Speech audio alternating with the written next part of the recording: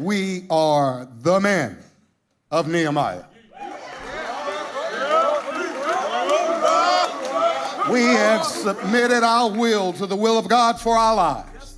And God is rebuilding the spiritual walls in our lives. And I want to tell you guys, thank you for having us here today. You need to know something. There is nothing on this side of heaven like masculine praise. When men open up their mouths and praise God, that's what's going to change the world.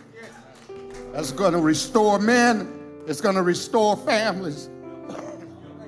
Excuse me. And it's going to restore communities. Now, Apostle Paul used to talk in military terms.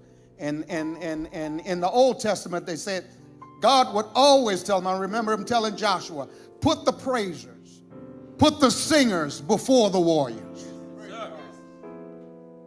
Praise is spiritual warfare.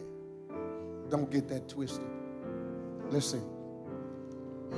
We about to praise God. We are the men of Nehemiah. And this is not a spectator sport. We didn't come to praise for you. We come to praise with you. So y'all put y'all's hands together if you love the Lord. Come on, y'all.